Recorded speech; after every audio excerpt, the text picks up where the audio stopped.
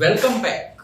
આપ જોઈ રહ્યા છો એસેન્શિયલ્સ ઓફ ડિજિટલ એવિડન્સ અને જેમાં આજે ડે 11 માં આપણે ચર્ચા કરશું કે જે છે પ્રકરણ 5 ની સોશિયલ મીડિયા. સોશિયલ મીડિયા શું છે એની વ્યાખ્યા જાણશું, સોશિયલ મીડિયાના જે વિવિધ પ્રકારો છે એની ચર્ચા કરશું, સોશિયલ મીડિયાના સંબંધિત પુરાવાઓ એકત્ર કરવા કેવી રીતે અને ફેસબુકમાંથી યુઝરને ટ્રેસ કરવાની રીત શું છે એ સમજશું. પ્રાથમિક કાર્યવાહી એક ઇન્વેસ્ટિગેશન ઓફિસરે સી કરવાની રહે છે અને ફેસબુક પાસેથી આઈપી લોગ કેવી રીતે મેળવવાના અને એના શું સ્ટેપ છે એ જાણશું. સાથોસાથ ફેસબુક તરફથી માહિતી આપવામાં જે આવી છે એ ચેક કેવી રીતે કરવી અને સૌથી છેલ્લે આપણે ચેક કરશું WhatsApp મેસેજીસ જે ઇન્સ્ટન્ટ મેસેન્જર્સ અને એન્ડ ટુ એન્ડ એન્ક્રિપ્શન આપે છે. જોઈએ આજે ડિટેલમાં પૂરેપૂરું પ્રકરણ 5 કે જે છે સોશિયલ મીડિયા.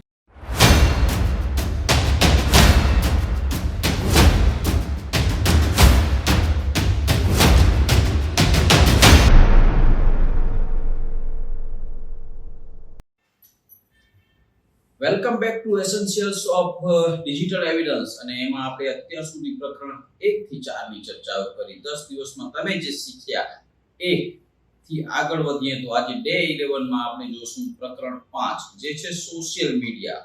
સોશિયલ મીડિયા શું છે અને કેવી રીતે આપણે એને ડિજિટલ એવિડન્સમાં જરૂર પડે છે, એ મધ્યસ્થી બને છે જ્યારે કોઈ ગુનો થાય છે ત્યારે સોશિયલ મીડિયા એ ગુનાને ડિટેક્ટ કરવામાં કેવી રીતે મદદરૂપ થઈ શકે એની આપણે આજે ચર્ચા કરશું.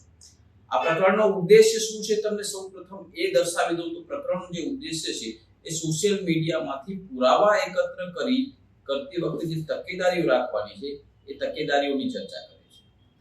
તકેદારીઓની ચર્ચામાં આ સોશિયલ મીડિયામાં પુરાવા એકત્ર કરતી વખતે રાખવાની જે તકેદારી છે, જરૂરી કૌશલ્ય છે અને ટેકનિક જે છે તકનીક એની જે ચર્ચા છે એની આપણે અહીંયા આજે ચર્ચા કરશું.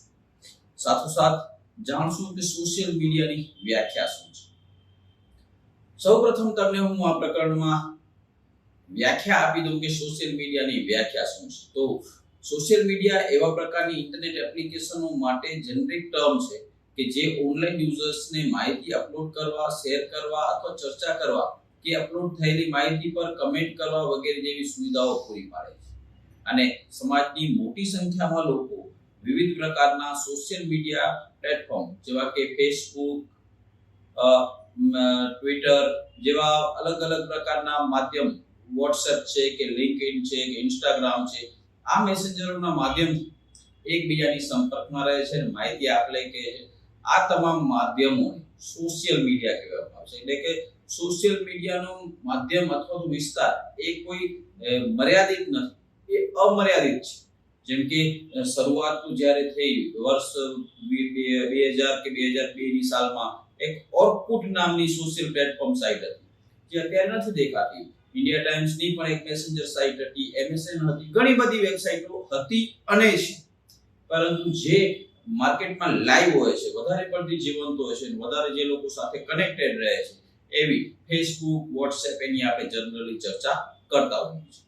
તો આ સોશિયલ મીડિયાનો વ્યાપ છે એ ખૂબ જ મોટો છે, વિશાળ છે અને એક મર્યાદાથી વધારે આની કોઈ સીમાઓ નથી.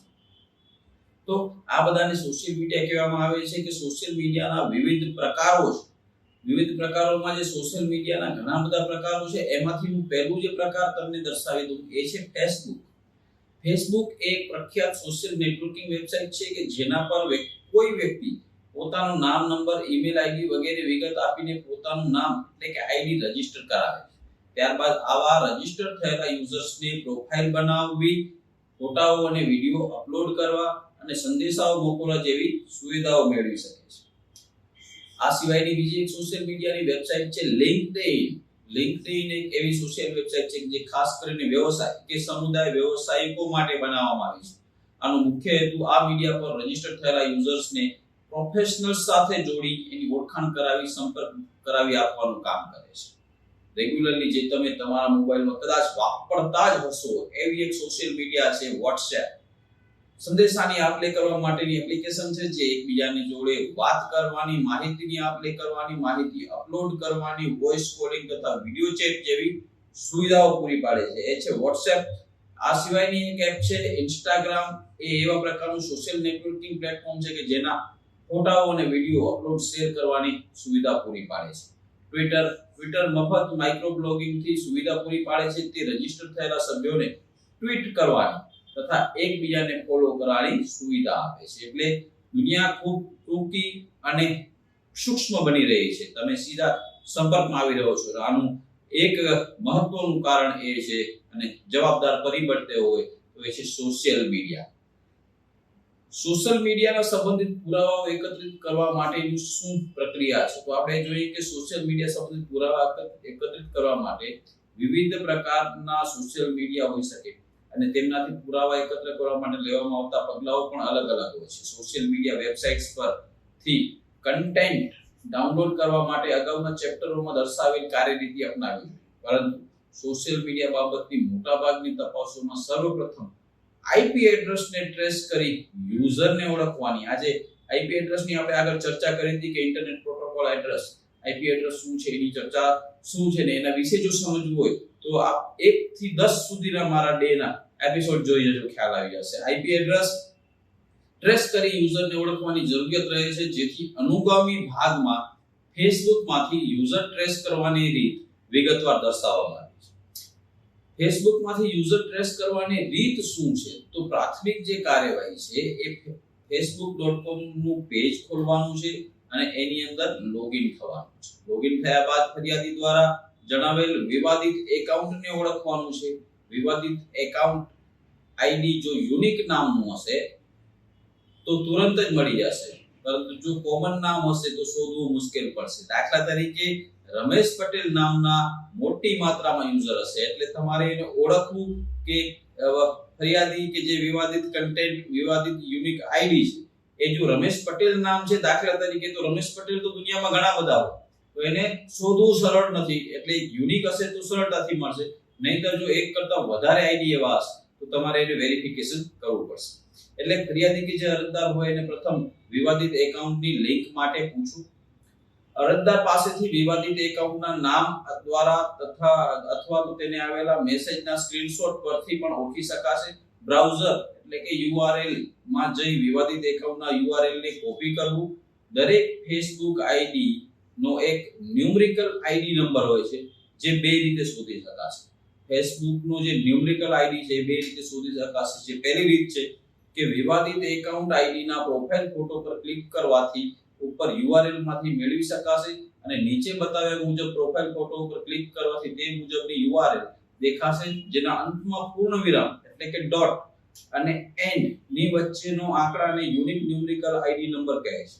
નીચેના ફોટામાં લાલ કલરથી લાઈન કરેલ યુનિક ન્યુમેરિકલ આઈડી નંબર સૂચવે છે. તો આ જે દર્શાવે છે આ નંબર જે છે એને યુનિક ન્યુમેરિકલ આઈડી નંબર તરીકે ઓળખવામાં આવે. તો વેબસાઇટ પર તમે આવી ડિટેલ્સ જોઈ શકશો. સાથોસાથ સેકન્ડ ઓપ્શન છે કે findmybit.com. આ નામની જે વેબસાઇટ છે, સ્પેલિંગ તમને કહી દઉં, findmybit, findmybit.com નામની આ વેબસાઇટ છે, જેની ઉપર વિવાદિત એકાઉન્ટની આઈડીની યુઆરએલ કોપી કરી અને પેસ્ટ કરી ફાઇન્ડ ન્યુમેરિક આઈડી ઉપર ક્લિક કરવાથી ન્યુમેરિક આઈડી નંબર મેળવી શકાશે. દાખલા તરીકે અહીંયા કણે જ્યારે આઈડી ક્લિક કરશો ત્યારે તમને એને યુનિક આઈડી મળશે. વિવાદિત આઈડીમાં વાંધાજનક મેસેજ અથવા પિક્ચર હોય કે સ્ક્રીનશોટ લેવા ખૂબ જ જરૂરી છે. આ સ્ક્રીનશોટ ફરિયાદી પાસેથી મેળવી લેવા અને જાતે મેળવી લેવા ઉપરોક્ત તમામ પ્રક્રિયા પંચોના રૂબરૂમાં કરવી અને પ્રક્રિયામાં પંચનામા કરવા હિતાવહ છે. ત્યારબાદ ફેસબુક પાસેથી માહિતી મેળવવા માટેનું જે પત્ર તૈયાર કરવું, જેમાં પોલીસ સ્ટેશનનો સિક્કો જરૂરી છે. આ લેટરને પીડીએફ તરીકે સેવ કરો, કારણ કે ફેસબુક અમુક ફોર્મેટમાં જ માહિતી સ્વીકારે છે. સેમ્પલ લેટર નીચે આપ્યું છે એ પ્રમાણે. આ તમામ ડેટા હવે ફેસબુકમાં અપલોડ કરવો, જેથી ફેસબુક પાસેથી વિવાદિત એકાઉન્ટની આઈડીની માહિતી મળશે અને જેની પ્રોસેસ નીચે પ્રમાણે છે. એટલે આ જે હું ઇન્ફોર્મેશન તમને આપી રહ્યો છું એ પોલીસ ખાતાના જે આઈઓ છે, ઇન્વેસ્ટિગેશન ઓફિસર માટે ખૂબ જ મહત્વની બાબત છે કે કેવી રીતે કોઈ ફેસબુક આઈડીને ટ્રેસ કરવું. એવા જે નવી ભરતીમાં આવેલા કે નવયુવાનો છે કે જે તૈયાર થઈ રહ્યા છે એ લોકો માટે હું માનું છું કે ખૂબ મહત્વનું પુરવાર થશે. ફેસબુક પાસેથી આઈપી લોગ મેળવવા માટેના સ્ટેપ છે. આઈપી લોગ એટલે ઇન્ટરનેટ પ્રોટોકોલની લોગ બુક. જે લોગ છે એ છે જે સૌપ્રથમ બ્રાઉઝરમાં જઈને www.facebook.com/records/x/login આ URL પર ટાઈપ કરીને એન્ટર ઉપર ક્લિક કરો. આ કરવા પર એક નવું જે પેજ ખુલશે એ પેજ આપને એવું પૂછશે કે શું આપ એક ઓથોરાઇઝ્ડ લો એન્ફોર્સમેન્ટ એજન્સી છો, એટલે કે ઓથોરાઇઝ્ડ લો એન્ફોર્સમેન્ટ એજન્સી નું મતલબ શું કે જે કાયદાકીય રીતે શું તમે પોલીસ અધિકારી કે તપાસનીસ અધિકારી કે કાયદા દ્વારા રચાયેલી એવી બોડી છો કે જે કાયદાને અમલવારી કરી રહી છે અથવા તો કાયદા માટે કામ કરી રહી છે, એવું પૂછશે. એટલે કે શું આપ એક પોલીસ અધિકારી છો તેની પૂછા કરશે. આપે I am an authorized law enforcement agent and this is an official request. એટલે તમારે કહેવું પડશે કે હું એક અધિકારિક વ્યક્તિ છું, પોલીસ ખાતાનું છું અને મારી પાસે આ જે તમને વિગત માંગી રહ્યો છું એ કાયદા મુજબ ઓથોરાઇઝ્ડ રીતે માંગી રહ્યો છું. આ ઓપ્શન પર ટિક માર્ક કરીને આપેલા ખાનામાં પોલીસ સ્ટેશનનું નામ, ઈમેલ આઈડી વગેરેની રિક્વેસ્ટ એક્સેસ બટન પર ક્લિક કરવાનું રહેશે. આમ કરવા પર તમારા પોલીસ સ્ટેશનના રજિસ્ટર્ડ ઈમેલ આઈડી ઉપર ફેસબુક દ્વારા એક લિંક મોકલવામાં આવશે અને આ લિંકની અવધિ માત્ર 1 કલાકની હોય છે. આ સમયમાં લિંક ઓપન કરવામાં ના આવે તો બધી પ્રક્રિયા ફરીથી કરવી પડશે. એટલે કે 1 કલાક માટેની આ લિંકની આઈડી છે. આ લિંક ઉપર ક્લિક કરવાથી એક નવું પેજ ખુલશે. જે નવું પેજ ખુલશે એ જે પોલીસ સ્ટેશન આ કાર્યવાહી પહેલીવાર કરતા હશે તો તેમને પ્રથમવાર રજિસ્ટ્રેશન ડિટેલ્સ નાખવાની રહેશે, જેમ કે કયું પોલીસ સ્ટેશન છે, તેનો ઇન્ચાર્જ અધિકારી કોણ છે વગેરેની વિગતો. યાની કે જો ફર્સ્ટ ટાઈમ છો તમે ઇન્ફોર્મેશન મેળવવા માટે તો તમારે એનું રજિસ્ટ્રેશન પહેલી વખત કરવાનું રહેશે. બાદમાં રેકોર્ડ રિક્વેસ્ટ બટન પર ક્લિક કરવાથી એક નવું પેજ ખુલશે જેમાં વિગતવાર માહિતી ભરવાની રહેશે, જે છે ઇન્ટરનલ કેસ રેફરન્સ નંબર એટલે કે કેસનો રેફરન્સ નંબર. ઉદાહરણ તરીકે JPR 98/2017. આમાં તપાસ કરનાર અધિકારી, અરજી, ગુન્હા નંબર, ફરિયાદી અને વર્ષની વિગતનો ટૂંકમાં સમાવેશ થાય છે. જેમાં દાખલા તરીકે જનાર્દન પરસોત્તમ રાઠોડ એટલે કે JPR આ એનું શોર્ટ નેમ તપાસ કરનાર અધિકારીનું આપ્યું. પછી અરજી કે ગુનાનો જે નંબર છે 98 એ આપ્યો. કેસ કોને આપ્યો? ફરિયાદી કોણ હતી? તો ફરિયાદી પૂજા હતી. અને ક્યારે કેસ છે? તો 2017 માં કેસ છે. આવો તમે યુનિક કેસ નંબર જનરેટ કરીને અહીંયા નાખી શકશો. લીગલ પ્રોસેસ આપેલ ડ્રોપ ડાઉન મેનુમાંથી સેક્શન 91 નું રિક્વેસ્ટ સિલેક્ટ કરવું, નેચર ઓફ કેસ ને લગતું કેસ સિલેક્ટ કરવું અને લીગલ પ્રોસેસ સાઇન ફોર્મ ભરતા હોય એ દિવસની તારીખ નાખવાની અને રિક્વેસ્ટ ડેટ ડ્યુ ડેટ ઉપર નાખેલ તારીખ બાદના 10 દિવસની તારીખ નાખવાની. એકાઉન્ટ છેલ્લે એમાં ફેસબુક અને વિવાદિત ફેસબુક આઈડી જોવા મળ્યું હોય તો કોઈ પણ જૂની તારીખ અથવા આઈડી ચાલુ જ હોય તો આજની તારીખ નાખવાની, વિવાદિત ફેસબુક આઈડી નું URL નાખવાનું અને આ ત્રણેય ડિટેલ નાખી એડ બટન પર ક્લિક કરવાનું. રિક્વેસ્ટિંગ રેકોર્ડ્સ બિટવીન એટલે જે તારીખથી તારીખ વચ્ચેનો લોગ મેળવવો તે તારીખો નાખવી. શરૂઆત અને આખરની તારીખો સિલેક્ટ કરવી. દાખલા તરીકે 1 જાન્યુઆરી થી સ્ટાર્ટ કરી અને 30મી જાન્યુઆરી સુધીનું જો આપણે ડેટા જોઈએ તો એ પ્રમાણેની તારીખો સેટ કરવી પડશે. અહીંયા કરે 8મું જે પ્રોસેસમાં આવશે ડોક્યુમેન્ટેશન કે ફેસબુકનો લેટર સિલેક્ટ કરવો જોઈએ કે જે PDF ફોર્મેટમાં જ હોવું જોઈએ. જે ફેસબુકને મોકલવા માટે આપણે લેટર લખ્યો છે એ લેટર અહીંયા સિલેક્ટ કરી અને ફેસબુક ને મૂકવા માટે PDF ફોર્મેટમાં તૈયાર રાખવું જોઈએ. વિવાદિત આઈડીમાં જે વાંધાજનક મેસેજ અથવા પિક્ચર હોય તેના સ્ક્રીનશોટ એક કરીને સિલેક્ટ કરવા. એક સાથે ફાઇલ નહીં મૂકી દેવાની, એક કરીને એના સ્ક્રીનશોટ મૂકવાના જેથી કરીને એને સ્કેન કરીને એનાલાઇઝ કરી શકે. એક જે નવમું point છે એ છે કે I attest that I am a law enforcement agent authorized to request account records and all the information I have provided accurate. મેં જે માહિતીઓ આપી છે માહિતીઓ ચોખ્ખી, શુદ્ધ અને સરળ છે અને એ મુજબની માહિતીઓ મેળવવા માટે હું એક અધિકારિક વ્યક્તિ છું અને હું તમને વિનંતી કરું છું કે આ એકાઉન્ટની વિગતો મને આપો. આવું જે લખેલું હોય એની આગળ આવેલા ચેક બોક્સ ઉપર રાઈટ ક્લિક કરી સબમિટ પર ક્લિક કરવું અને કેસ સબમિટ થઈ જાય ત્યાં સુધી તેની રાહ જોવી. કારણ કે ઘણી વખત એવું થતું હોય કે સબમિટ કર્યું એટલે અપલોડ થઈ ગયું એ આપણે માની લેતા હોઈએ છીએ, પરંતુ ખરેખર એવું નથી હોતું. જ્યારે તમે સ્ક્રીનશોટ્સ કે વગેરે ફાઇલને સિલેક્ટ કરો છો, ત્યારબાદ એની જે જેટલા મોટી ફાઇલ હશે એટલું અપલોડિંગનો સમય પણ વધારે લેશે. એટલે સબમિટ કર્યા પછી ડેટા સર્વર સાથે રીટ્રાઈવ થાય, તમારી ફાઇલને ત્યાં ટ્રાન્સફર કરે ત્યાં સુધી રાહ જુઓ, જ્યાં સુધી સબમિટ થઈ ગયાનું બટન ન આવે અને સબમિટ થઈ ગયાનું મેસેજ સ્ક્રીન ઉપર દેખાશે કે સબમિટેડ. ઓકે, 10મો જે પોઈન્ટ છે તમારી ચર્ચા કરી લઉં કે કેસ સબમિટ કર્યા બાદ હોમ ઉપર ક્લિક કરવાથી સૌપ્રથમ દેખાતો જે કેસ છે એ તમારો કેસ છે, અને જેની ડાબી બાજુ જણાવેલ ફેસબુકના કેસ નંબર નોંધી લેવો. તમે જે કેસની વિગતો ફેસબુક પાસેથી માંગશો એ ફેસબુક તમને કેસ નંબર આપશે, જે કેસ નંબર તમારે નોંધી લેવો અને વારંવાર ફેસબુક તરફથી માહિતી આવી છે કે નહીં તે ચેક કરતા રહેવું. એટલે જે ફોલોઅપ લેવાની કામગીરી છે એઝ અ આઈઓ એ તમારી છે. 3.3 પોઈન્ટની તમારાથી ચર્ચા કરું તો એ એવી છે કે ફેસબુક તરફથી માહિતી આવી છે તે ચેક કરવા માટે શું કરવું. સૌપ્રથમ બ્રાઉઝરમાં જઈને facebook.com record x લોગિન પર જઈ અને URL ટાઈપ કરીને એન્ટર કરો. આ કરવા માટે એક નવું પેજ ખુલશે, જે પેજ પૂછશે આપને કે શું આપ ઓથોરાઇઝ્ડ લો એન્ફોર્સમેન્ટ એજન્સી છો કે શું આપ એક પોલીસ અધિકારી છો તેની પુષ્ટિ કરશે.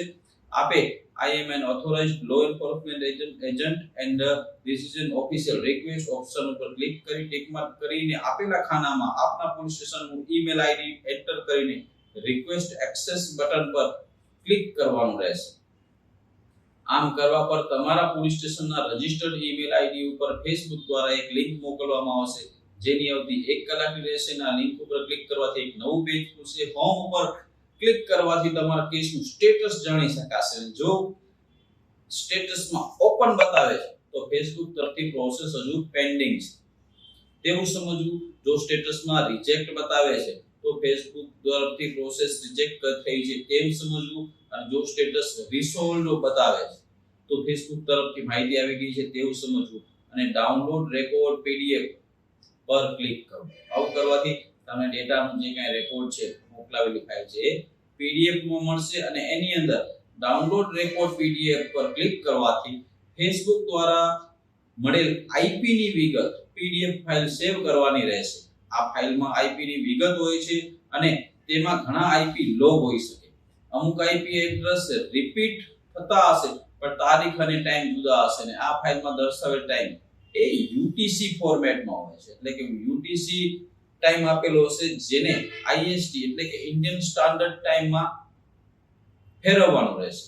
જેના માટે PDF ફાઇલમાંથી IP લોગ કોપી કરી અને એક્સેલ શીટમાં પેસ્ટ કરવી.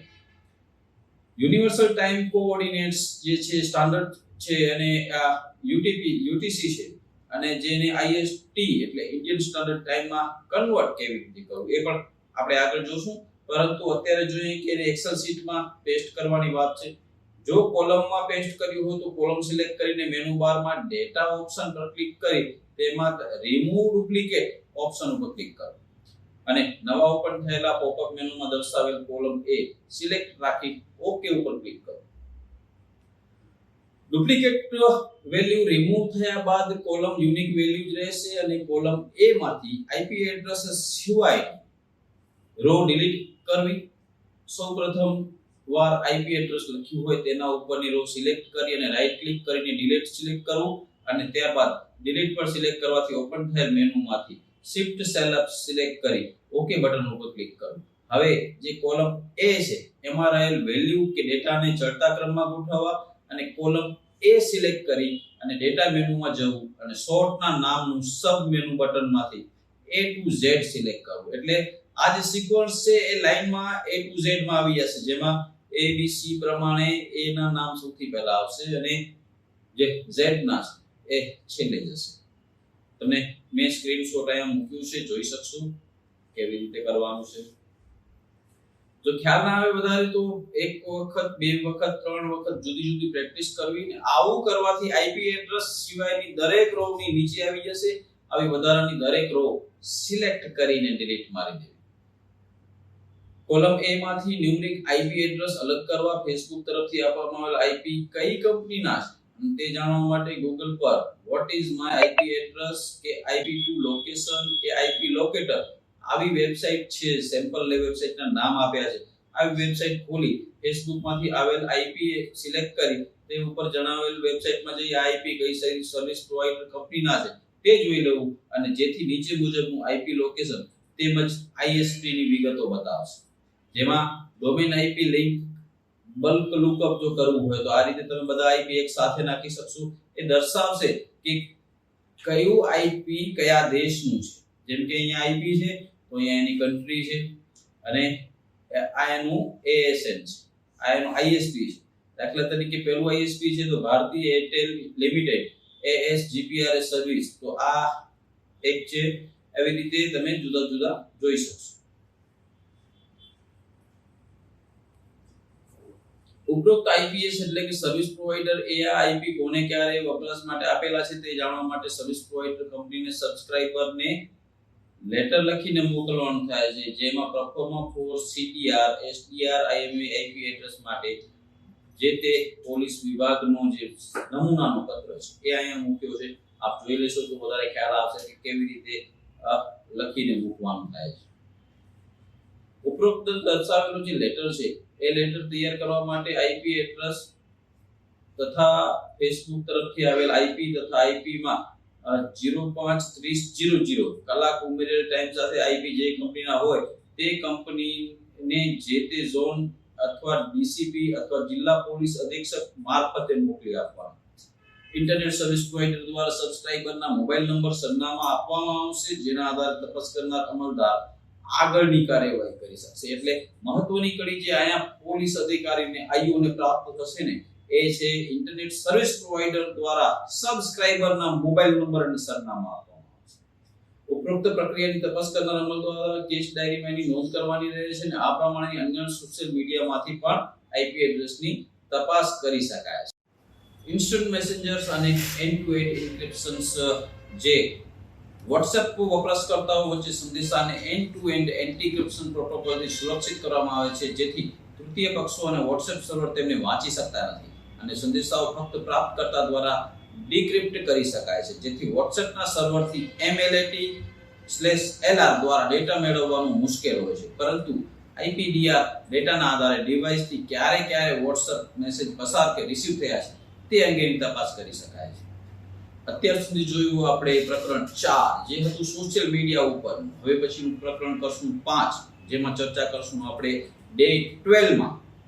અત્યાર સુધી આપ જોડાયેલા છો એસેન્શિયલ ઓફ ડિજિટલ એવિડન્સ થી અને આગળ પણ જોતા રહેજો, જેથી કરીને પુરાવો કેવી રીતે એકત્ર કરો, ડિજિટલ પુરાવા શું છે એની સંપૂર્ણ માહિતી તમને અહીંથી મળી રહે. પ્લેલિસ્ટને સેવ ના કર્યું તો સેવ કરી લેજો, કારણ કે આપ જોઈ રહ્યા છો એ છે એસેન્શિયલ્સ ઓફ ડિજિટલ એવિડન્સ.